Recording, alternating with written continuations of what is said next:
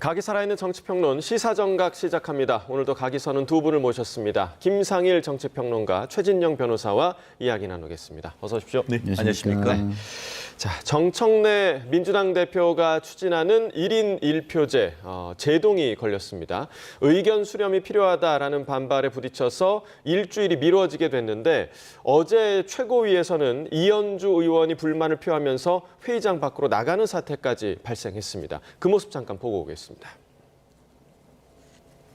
충분한 수기를 거치지 않고 이렇게 빨리 급하게 처리할 이유가 없다고 생각합니다.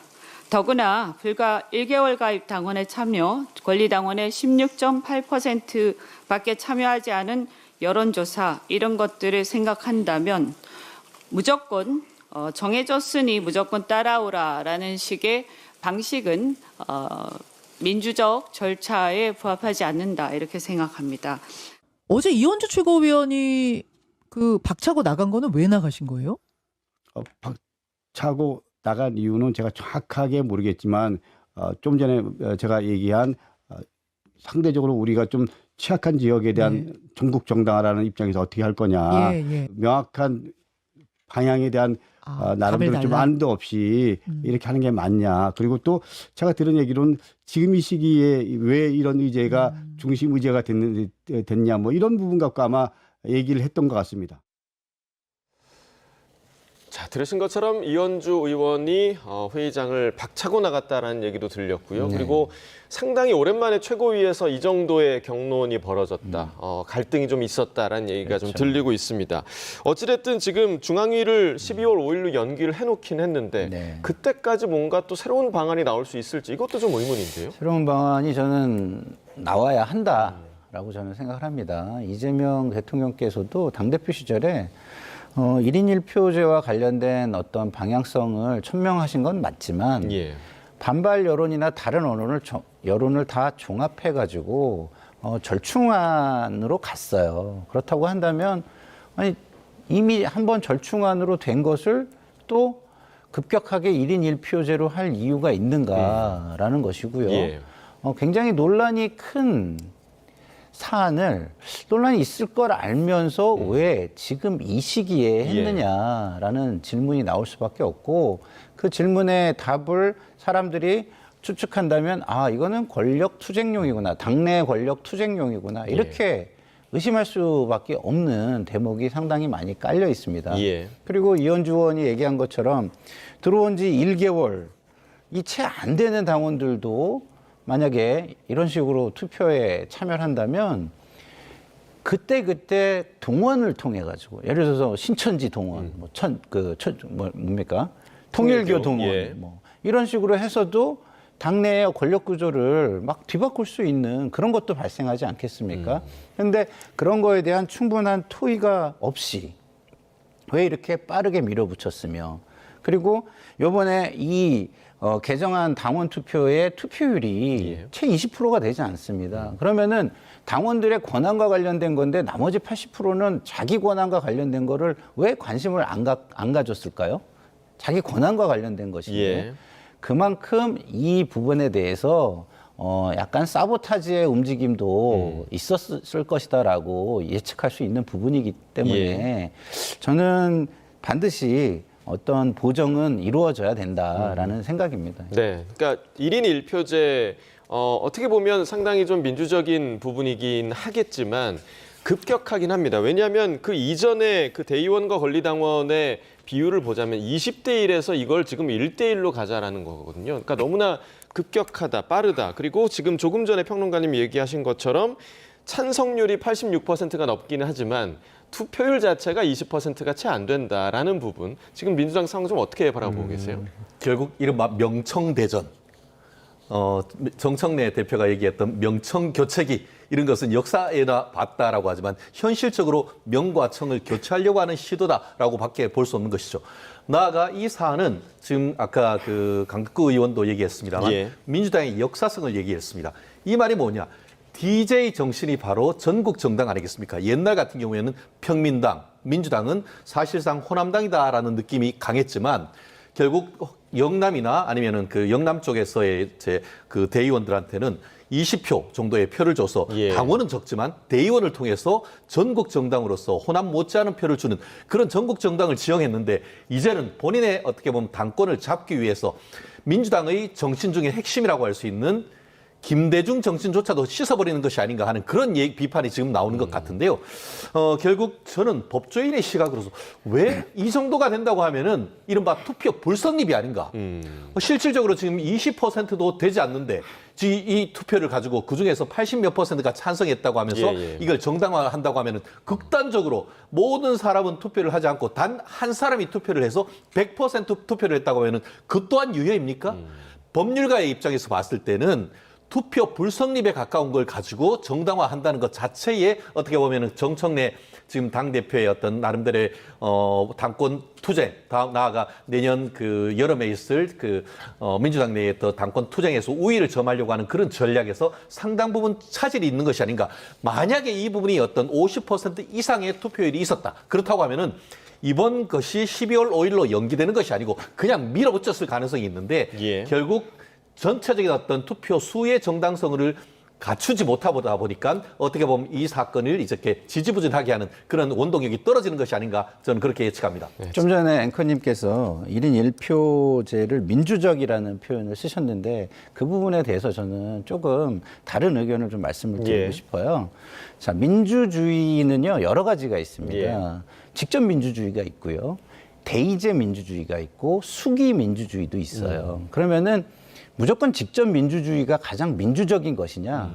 그렇지 않은 것입니다. 왜냐하면 다수결의 제도지만 소수 존중이라는 동전의 반대편의 한 부분을 꼭 생각해야 되는 것이죠. 그렇다고 한다면 그 소수를 존중하는 방식, 그 약자를 존중하는 방식, 소외된 곳을 존중하는 방식은 이런 식으로 가중치를 줌으로써 하는 것입니다. 심지어 우리의 국회의원 지역구도 보십시오. 아니 10,000명도 채 안 되는데 국회의원이 되는 지역이 있는가 하면 그거보다 훨씬 큰 지역구에서 국회의원이 되는 분들도 있습니다. 지역마다 다르니까요. 그렇죠. 그러면은 1인 1표의 권한이 동등하지 않기 때문에 그런 것은 아니잖아요. 그것은 지역 균형 발전이라는 것과 지역 대표성이라는 또 우리가 추구해 민주주의 사회에서 추구해야 될 다양한 다른 가치들도 존재하기 때문에 그 가치도 함께 합리적으로 논의해서 추구하자라는 가치가 담겨 있는 것입니다. 그래서 1인 1표가 꼭 민주적이다 이렇게 말하는 것은 좀 다른 시각도 있다라는 말씀을 드리고 싶습니다. 자, 지금 뭐 12월 5일까지 어떤 또 다른 대안이 만들어질 수 있을지 좀 저희가 지켜봐야 할 부분인 것 같고 그리고 또 최근에 김민석 총리 역시 지금 뭐 지방선거를 앞두고 언론의 주목을 받고 있는 상황입니다. 오세훈 서울시장과 각을 세운 모습, 또 당대표에 출마할 수도 있다 이런 얘기까지 지금 흘러나오면서 향후 행보에 관심이 쏠리고 있는데요. 자, 김민석 총리가 한 유튜브 채널에 나와서 이런 말을 하기도 했습니다. 함께 들어보겠습니다. 그 농반 진반 총리를 좀 오래 시켜주셨으면 좋겠다. 뭐 이렇게 얘기하는데 그게 뭐 다 모든 것이 다 제 맘대로 되는 것이 아니기 때문에 그렇습니다. 기본적으로 총리를 뭘 정치적으로 그다음에 뭘 생각한다 이거 자체가 좀 안 맞는 것 같습니다. 김민석 총리의 사실상 멘토가 우리 동교동계 아니에요? 그래서 권노갑 고문의 말씀을 많이 듣고 거기서 얘기를 들으면 확실할 건데 제가 지금까지 알고 있는 것은 서울시장도 당 대표도 지금은 안 나간다. 내년에는 총리를 계속하면서 이재명 대통령의 성공을 위하는데 노력하겠다. 이런 자세인 것 같습니다. 김민석 총리가 서울시장도 그렇고 당대표도 만약에 나오지 않는다면 바로 대권으로 가는 거예요? 바로 가는 것도 있고 다음 대표를 출마할 수도 있고 여러 가지를 생각하리라고 저는 생각합니다. 자, 일단 본인은 나가지 않겠다라고 계속해서 얘기를 하는데 계속해서 뭐 서울시장 당대표 얘기가 지금 수면 위로 떠오르는 이유가 좀 어디에 있다고 보십니까? 말과 행동이 다르니까 그렇죠. 사실 국무총리라고 얘기하지만 제가 봤을 때는 서울총리인 것 같습니다. 어떻게 서울에만 관심이 있는지 모르겠습니다. 한강에서 어떻게 보면은 버스를 띄우면은 거기 가서 숟가락 하나 얻고, 종묘에서 오세훈 시장이 문제를 뭘 하려고 하면은 거기 가서 숟가락 얻는 이런 모습은 대한민국을 총괄하는 총리가 아니고 서울 총리, 한마디로 마음은 콩밭에 가 있는 것이 아닌가 이야기가 거기에서 나온 것 아니겠습니까? 실제 본인 같은 경우에는 지금 오세훈 시장한테도 저는 안 나와요 라고 하지만 사실 10길 물속은 알지만 한 길 사람 속은 모르는 것이죠. 네 마음이 있는 곳에 네 물질이 있다는 성경 말씀이 있는 것처럼 말과 행동이 다르면 행동을 보면 되는 겁니다. 실제 지금 그 박지원 의원 같은 경우에는 나오지 않을 것이다 라고 하지만 저는 박지원 의원님 말씀도 믿지 않습니다. 얼마 전에 뭐라고 했습니까? 김현지 총무비서관 나올 것이다 라고 직접 전화까지 확인했다라고 했지만 싹 돌아서서 이제 사정이 바뀌었으니까 나오지 않겠다, 나와서는 안 된다고 얘기한 건 아니겠습니까? 결국 지금 상황 속에서 정치적으로 어떤 그 흐름을 보다가 어떤 그 민주당에서의 어떤 대안이 부재할 경우에는 한마디로 차출론, 내가 나가려고 하는 것은 아니다라는 그런 명분을 쌓고 그 속에서 내가 반드시 필요하다라는 것으로서 민주당의 그 어떤 민주당과 당의 지지자들이 나를 끌어냈기 때문에 어쩔 수 없다 하는 그런 명분을 쌓기 위한 어떤 하나의 어떻게 보면은 카드로 지금 이런 모습을 보인다. 하지만 실제 마음은 행동에 다 드러나고 있다. 저는 이렇게 평가합니다. 자, 지금 일단 최 변호사님은 다 믿지 않는다라고 얘기를 해주셨고 그런데 뭐 아무리 어쩔 수 없는 상황이라고 하더라도 이렇게까지 안 나오겠다고 얘기를 했는데 나오게 되면 그 역풍도 상당하지 않겠습니까? 그렇죠. 그러니까 우리가요. 미래를 예단할 수는 없어요. 그리고 선택지를 줄일 필요도 저는 없다고 봅니다. 정당이 존재하는 최대의 목적은 뭡니까? 선거에서 승리하는 것입니다.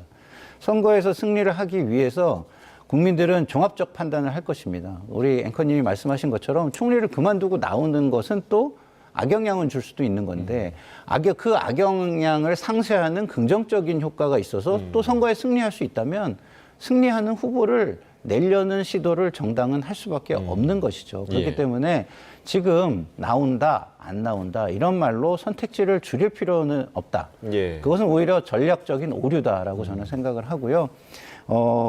지금 뭐 김민석 총리를 서울시장 후보로 국민의힘이 너무 띄워주고 있는 것 아닌가라는 생각이 들 정도로 우리 민주당도 일부 국민의힘 인사들을 좀 이런 식으로 띄워준 과거의 경험이 있는데 그때마다 국민의힘에서 우리를 비판하면서 그런 얘기를 했어요. 지금 오히려 띄워주고 있다. 근데 그 비판을 할 때를 좀 돌아봐야 할 시기가 아닌가 이런 생각이 듭니다. 지금 현 정부 내각에서 내년 지방선거 출마 예상자 어느 정도 지금 예상하고 계십니까? 그건 알 수가 없죠. 왜냐하면 사실은 정권이 성공적이면은요 후보가 누구냐가 상관이 없을 정도로 승리의 물결이 휩습니다.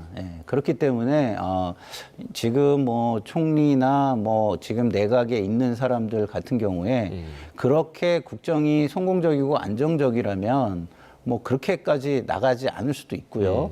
그러나 이제 조금 더 어떤 과제가 벅찬 과제가 있어서 이런 과제들을 이루는데 압도적인 선거 승리가 필요하기 때문에 그럼에도 불구하고 나가야 된다라고 한다면 또 나올 수도 있는 것입니다. 그래서 그 당시의 정치 상황과 전략적 판단이 굉장히 중요한 것 아닌가 이런 생각이 듭니다. 네, 가능성은 열어놔야 한다라고 얘기를 해주셨고요. 그런가 하면 어제 그 12.3 비상계엄에 가담한 공무원들을 징계한다는 목적으로 이른바 헌법 존중 TF 구성이 완료됐습니다. 자, 이 TF가 향후에 좀 어떤 분위기로 흘러갈 거라고 예상을 하십니까? 막장 무기로 갈 가능성이 크죠. 왠지 아십니까? 사실 지금 어떻습니까?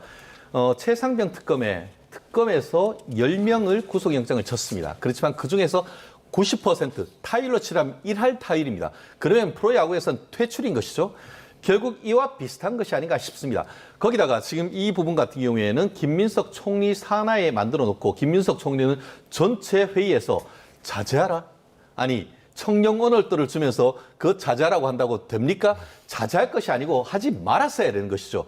결국 칼을 주면은 결국 그 칼로 썩은 호박이라도 찌를 수밖에 없는 겁니다. 아무리 자제하라라고 하지만 거기에 내부적으로 있는 것뿐만 아니고 외부 위원회 4명 정도를 위촉했다고 하는데 그 내부 위원회에서 공정성과 객관성을 담보하겠다라는 취지를 했던 사람들도 결국 민주당과 굉장히 가까운 법조인이라든가 아니면 언론인 등으로 구성돼 있다라고 한다고 하면은 같은 생각을 공유하면서 훨씬 더 강화된 입장으로 갈 가능성이 굉장히 높죠.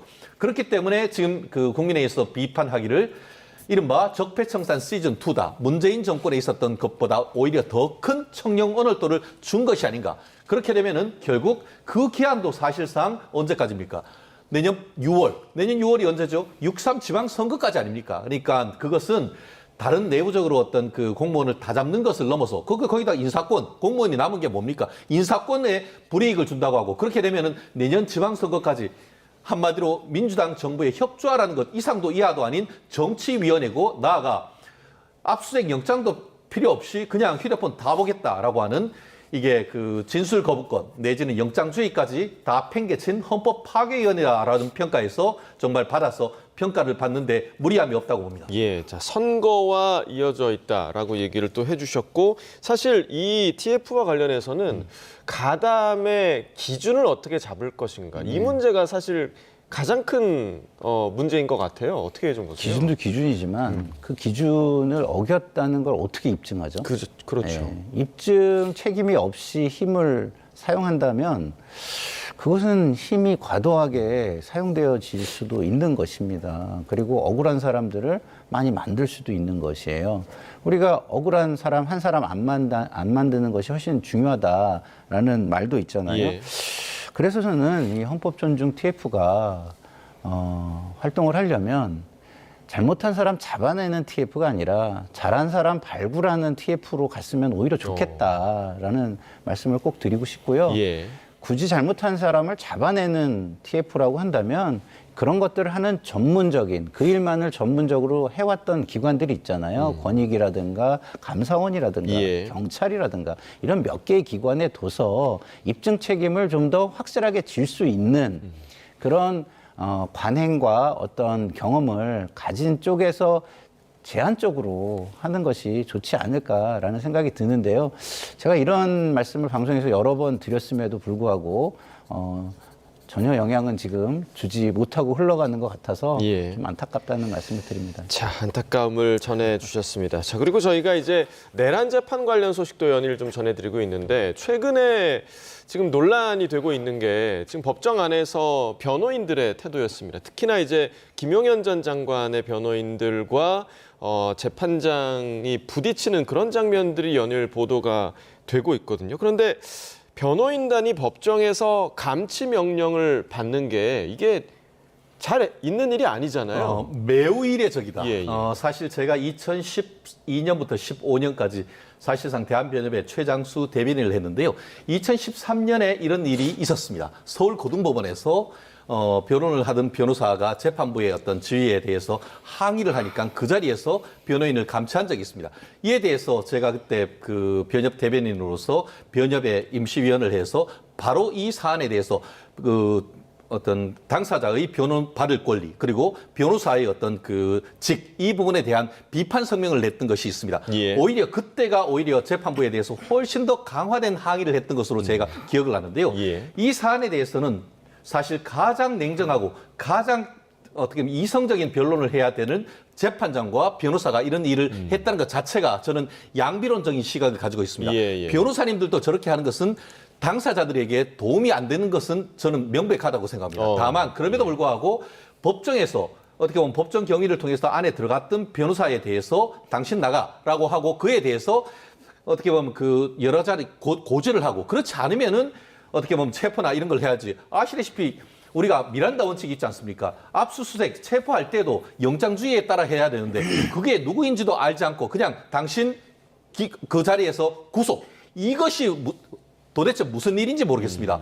그리고 실질적으로 지금 영장에 의한 구속도 경찰은 10일밖에 되지 않습니다. 그런데 지금 법정에서 변호사들이 재판부의 권위에 도전했다고 하면서 15일간의 구속, 감치를 한다는 것은 비례 원칙을 넘어도 한참 넘었다라고 생각을 합니다. 그렇기 때문에 현실적으로 법정에서 우리가 변론을 하다 보면 감정이 뜨거워지고 상대방 변호사하고 서로 다툼이 있는 케이스에서 싸움을 말려야 되는 것이지 어떻게 재판장이 나서가지고 너 구속이라고 할 수 있는지 그렇기 때문에 지금 변호인들 같은 경우에는 오히려 재판장을 상대로 해서 공수처에 직권남용 권리행사방해죄로 고소당하는 이게 도대체 뭡니까? 예. 물론 변호인들도 재판부를 최대한 존중해야 되는 것도 있습니다만 재판부도 냉정하게 그 사안을 판단을 해야 되는 것이고 나아가 이거보다 훨씬 더 대법원의 대법정을 소란하게 했던 지난번 민주당 같은 경우에는 대법원 그 대법원장에 대해서 근거도 없는 비판하면서 훨씬 더 모욕적인 일을 했지 않습니까? 그에 대해서 대법원 전체 그 판사들은 아무런 말을 안 해놓고 이번 이 사안에 대해서 변호인들만 비판하는 것은 지나친 일이다라고 저는 생각합니다. 네. 자, 변호인들이 이제 이 일 있은 후에 유튜브에 나가서 또 원색적으로 재판부를 비난한 내용도 상당히 좀 논란이 됐는데 지금 최 변호사께서는 양비론을 펼치셨거든요. 지금 평론가님께서는 어떻게 좀 보십니까? 저는 변호사라는 제도가 만들어졌잖아요. 그러면 변호사라는 제도는 왜 만드는 거죠? 그 전문성을 인정해주고 그다음에 사법부의 권위와 신뢰라는 것을 그 시스템 안에서 같이 지켜가라고 만들어준 것입니다. 근데 그렇지 않는다면 변호사를 우리가 왜 인정을 하고 거기다 그 많은 돈을 쓰겠습니까? 그런데 마치 변호사가 아닌 사법부를 전혀 존중하지 않고 오히려 해치는 일을 한다. 꼭 그렇게만 해야 했을까요? 변호사가 꼭 그런 방법뿐이 없었을까요? 저는 그렇지 않다고 봅니다. 항의의 방식은 굉장히 점잖은 방식이 저는 많다고 보는데 왜 이랬을까? 국민들은 이런 것을 재판 지연 전략으로 보는 거예요. 예. 재판 지연 전략을 이런 식으로 하고 그 법적 지식을 악용해가지고 법정을 소란스럽게 하고 그다음에 법정의 어떤 질서를 깨트리고 그러면 재판관은요, 재판을 진행하는 동안은 그 법정의 질서를 본인이 유지하고 관리할 책임이 그리고 권한이 있는 것입니다. 그래서 분명히 발언을 제지했는데 계속 발언하려고 들어요. 예. 우리 다 봤잖아요, 영상을 통해서. 그래가지고 퇴정 명령을 합니다. 그랬더니 퇴정하라고요? 뭐 막 이러면서 그거에 대해서 또 막 저기를 합니다. 그러면 변호사가 법정을 존중한다면 일단 퇴정을 한 다음에 이의 제기를 할 수도 있는 것입니다. 예. 근데 퇴정 명령을 또 안 듣지 들으니까 않았죠. 예. 감시 명령이 나온 것입니다. 바로 감시 명령으로 간 것이 아니에요. 우리는 그걸 다 영상을 통해서 봤잖아요. 그래서 저는 지금 이것은 기본적으로 법정에 대한 존중이 없는 변호사라고 저는 볼 수밖에 없고 변호사의 자격 자체가 없다라고 저는 봅니다. 네, 지금 판사가 이제 별도의 감치 재판을 진행을 하겠다라고 의견을 밝힌 상황이기 때문에 향후에 또 이 사안이 또 어떻게 흘러갈지 좀 지켜봐야겠고요. 이제 곧 있으면 12.3 비상계엄이 있은 지 지금 1주년이 되는 날이 다가오고 있습니다. 그래서 국민의힘에서는 장동혁 대표가 이 계엄과 관련해서 어떤 입장을 낼 것인가 이 부분을 두고 뭐 여러 가지 전망 또 해석이 나오고 있는데요. 당내에서는 이런 목소리도 나오고 있습니다. 들어보겠습니다. 지금 국민의힘이 정부 여당과 이러한 것들의 일방주의 정치를 지적을 해도 또 올바른 비판을 해도 그 메시지에 힘이 실리지 않는 이유는 과거 국민의힘이 윤석열 전 대통령의 종속적이었던 모습들이 떠오르기 때문이라고 생각합니다. 보수가 윤석열 전 대통령과 김건희 여사에게 이용당했다라는 것, 그리고 그러한 극과 극 정치 속에서 결과적으로 윤석열 전 대통령도 휘말렸다라는 것, 그래서 어리석은 대통령이었다라는 것이 다시 한번 고민을 하게 되는 것 같고요. 지금 지도부는 사실 윤어게인의 세력이 주장하는 바를 동의하면서 만들어진 지도부이기 때문에 이런 데 대한 딜레마가 있어요. 그분들도 다 투표장으로 끌고 나와서 우리를 찍게 만들어야 됩니다. 그렇다면은 그분들의 의견에 그냥 맹목적으로 동의하고 또 그분들과 선을 긋지 못하고 이런 모습으로 갈 게 아니라 그분들을 적극적으로 설득해야 됩니다. 자, 국민의힘 내에서 이런 주장이 있었는가 하면 반대로 또 김민수 최고위원 정반대의 주장을 하고 있는데요. 그 목소리도 이어서 들어보겠습니다. 지금 장동혁 대표나 지도부가 하고 있는 행보 역시도 외연 확장을 위한 행보라고 보셔야 됩니다. 민주당 보세요. 얼마나 지금 민주당의 당원들을 중심으로 똘똘 수십 년 동안 뭉쳐오는지. 누구도 왜 이렇게 당원 중심으로 중도 확장을 안 하냐는 얘기 아무도 하지 않잖아요. 오세훈 시장 같은 경우는 개혁신당과의 연대 이런 것도 좀 필요하다. 그래야 이길 수 있다라고 얘기를 하잖아요. 김민수 최고위원 생각은 좀 다르신가요? 개혁신당 제가 정확하게는 제 개인적으로는 보수정당인지 진보정당인지 모르겠어요. 좌파들의 프레임에 의해서 마치 국민의힘의 우측에 있는 정당들 같은 경우는 극우정당처럼 계속 표현이 되는데 왜 계속해서 국민의힘은 우측으로의 통합에 대해서는 부정적인 뉘앙스. 자, 그러니까 이제 앞서 들으셨던 의원들이 생각하는 외연 확장과 김민수 최고가 생각하는 외연 확장은 전혀 다른 의미인 것 같아요. 어떻게 좀 들으셨어요? 그렇습니다. 저는 이렇게 생각합니다. 민주당의 주인이 민주당원이듯이 국민의힘의 주인은 국민의힘 당원인 것이죠. 지난 국민의힘 어떻게 보면 최고위원을 뽑고 당 대표를 뽑을 때 김민수 최고위원이 당선이 됐고 아까 얘기했던 박 의원 같은 경우에 낙선을 했습니다. 예. 기본적으로 당원들의 선택이 어디 있는지는 그걸 통해서 알 수가 있는 것이죠.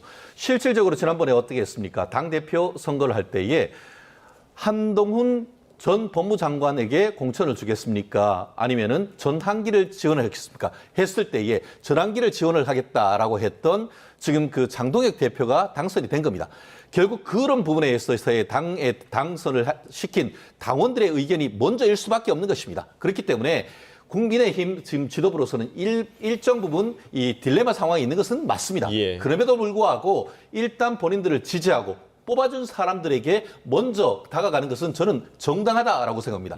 그에 따라서 최종적으로 선거에 진다면은 그 또한 그에 대한 선택에 따르는 책임을 지는 것뿐인 것이죠. 예. 그렇기 때문에 기본적으로 지금 최근에 민주당 같은 경우에도 아까 얘기했듯이 1인 1표제 왜 대의원한테는 20표씩이나 주고 실제로 그 당원한테는 한 표를 이렇게 주느냐 그런 문제의식은 국민의힘도 동일한 겁니다. 그렇기 때문에 기본적으로 본인들을 지지해주고 지도부를 만들어준 분들한테 대한 의견을 반영하는 것은 너무나 당연하다고 봅니다. 예. 그리고 그 과정 속에서 그 의견에 대해서 오케이가 되면은 그분들이 지원이 오케이가 되면은 그 다음에 친한 세력 나아가 이제 개혁신당까지도 나아갈 수가 있는 것이지 예. 오히려 지금 같은 경우에는 한동훈 전 그 대표에 대해서 오히려 당무 감사를 해야 된다는 그런 의견이 강한 상태에서 더 이상 지금 나가기가 쉽지가 않은 것이죠. 예. 결국 이 상황 속에서 집토끼 후 산토끼 전략은 불가피한 것이고 다만 그와 같은 전략은 이번 연말까지는 최대한 집토끼를 결집하되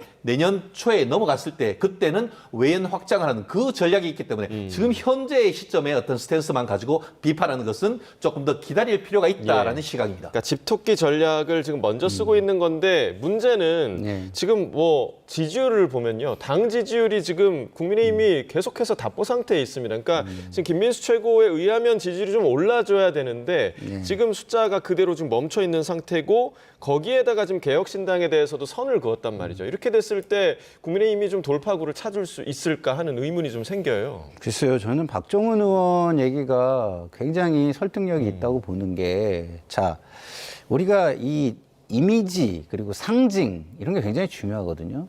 근데 불법 계엄 이후에 윤석열 피고인에게는요. 실패한 대통령이라는 이미지와 그리고 불법과 위헌이라는 이미지가 지금 있습니다. 근데 그런 이미지와 결을 달리하지 않고 그와 같은 결로 해가지고서 집토끼를 모은다? 그러면 그거에 동조하는 집토끼만 모으는 거예요. 그러면은 거길 넘어서는 산토끼는 절대 모을 수가 없죠. 왜냐하면 절대 동의할 수 없는 전제를 바탕으로 모인 집단에 거기에 어떻게 갈 수가 있겠습니까? 그래서 저는 정치를 왜 하는가? 이거 좀 생각해 봤으면 좋겠고요. 정당은 도대체 왜 하는가? 이걸 좀 생각해 봤으면 좋겠어요. 이게 공동체의 이익과 국가의 이익, 그리고 공동체의 더 나은 규범과 국가의 더 나은 규범, 이런 것들을 만들어가고 국가를 발전시키고 국민의 미래를 발전시키기 위해서 정치를 하고 정당을 해서 권력도 잡으려고 하는 거 아니겠습니까? 근데 지금은 그 선우가 바뀌었고 대의가 없이 자기 이익과 사익만을 중심으로 행동하니까 비판을 받고 중도 확장이 안 되는 겁니다. 그 목표 자체가 사익이 아니라 공익에 있다면 중도 확장은 당연히 되죠. 집토끼 먼저 해도 됩니다. 근데 지금은 그 대의 자체가 무너져 있기 때문에 집토끼 먼저 모아봐야 그 후에는요 오히려 그 대의가 더 망가지는 상태가 되기 때문에 확장은 불가능하는 쪽으로 더 가고 있는 것이다 이런 말씀을 드립니다. 알겠습니다. 저희가 이제 조금 전에 그 그래프 하나를 보여드렸는데 여론조사 결과는 대구 경북 지역의 정당 지지율을 보여드린 점이라는 점 다시 한번 확인시켜 드리겠습니다. 자, 김상일 정치평론가 최진영 변호사와 이야기 나눠봤습니다. 두 분 말씀 고맙습니다.